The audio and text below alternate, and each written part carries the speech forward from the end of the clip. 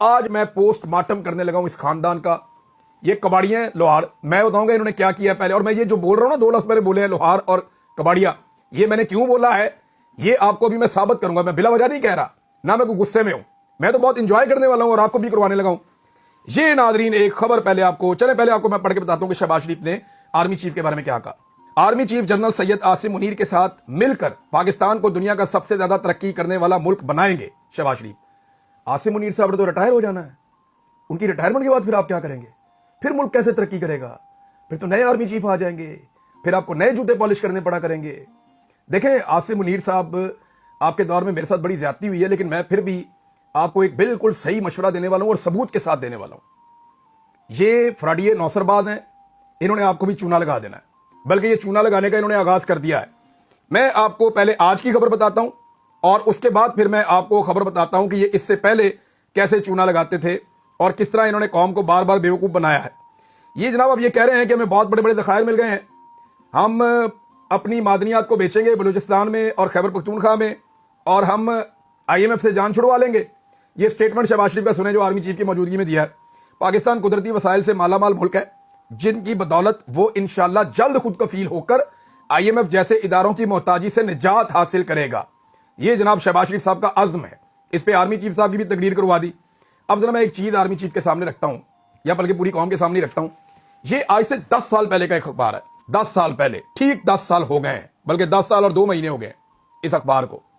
इस अखबार के नीचे जो तारीख लिखी हुई है, ये जुमेरात के दिन का अखबार है और 12 फरवरी 2015 का अखबार है। और जंग अखबार मैंने इसलिए लगाया कि जरा आजकल सबको पसंद है जंग अखबार, जरा उसके अंदर देखें आप जंग ग्रुप की खबर। जो मेन हेडिंग है ना इस अखबार की, उसमें क्या लिखा है? हिम्मत हारने वाले नहीं, कशकोल जरूर तोड़ देंगे, लोहे की तलाश में सोने और तांबे के ज़खायर मिल गए। नवाज शरीफ और शहबाज शरीफ, इन दोनों भाइयों ने यह तकरीर की थी कि हम लोहा ढूंढने निकले थे और हमें सोना मिल गया। यह बात शहबाज शरीफ ने कही थी, बहुत सारे अखबारात में ऐसे रिपोर्ट हुई थी। सोना, चांदी, लोहा और तांबा निकलने से बेरोजगारी खत्म हो जाएगी। अगर बेईमान होते तो आज ये ज़खायर दरियाफ्त ना होते। ईरान से गैस लेंगे, वजीर आजम का रजुआ में खिताब। तापी गैस मंसूबे में शामिल ममालिक के वज़रा पेट्रोलियम से गुफ्तगू। चनियोट की सरजमीन में मादनी खजानों का समंदर बह रहा है, इन्हें बरूए कार लाकर मुल्क कौम की तकदीर बदल देंगे। ये खजाने सिर्फ पंजाब के नहीं बल्कि पाकिस्तान के 18 करोड़ लोगों की मलकियत है।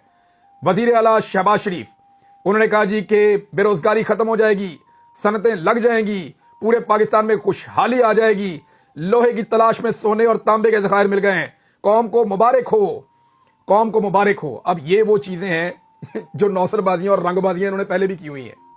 आर्मी चीफ साहब ये पहली दफा नहीं है, और ये 80 में भी यही कहानियां सुनाते थे, ये 90 की दवाई में भी यही कहानियां सुनाते थे। उसके बाद ये पाकिस्तान से बाहर चले गए, वहां पर भी इनकी यही कहानियां थी। उसके बाद 2010 से लेके 2020 में भी इन्होंने यही कहानियां सुनाई हैं, और अब ये वही कहानियां दोबारा कौम को करवा रहे हैं 2025 में। ये आपको चूना लगा रहे हैं, ये बेवकूफ बना रहे हैं, ये लोहे को सोना करके बेच देते हैं, कबाड़ का काम है इनका। ये मैं आपको सीरियसली बता रहा हूं कि ये नौसरबाज है, रंगबाज है। इन्होंने हर थोड़े अरसे के बाद कोई ना कोई चीज दरियाफ्त करनी होती है मुल्क में, और इन्होंने जो है वो नहरें बहा देनी होती हैं दूध और शहद की। और भाई जिन मुल्कों के अंदर तेल निकलता है ना, वो भी ऐसे दावे नहीं करते जैसे दावे ये कर देते हैं। मैं तो हैरान हो जाता हूं इनके दावों पे, और इन्होंने सबको चूना लगाया। मैं आर्मी चीफ को खबरदार कर रहा हूं, आपको भी चूना लगा देना है। और जब आप फारिग हो जाएंगे ना, तो ये आपके बाद आने वाले आर्मी चीफ को भी चूना लगाएंगे, दोनों भाई मिलके। और ये इनका तरीका वारदात ये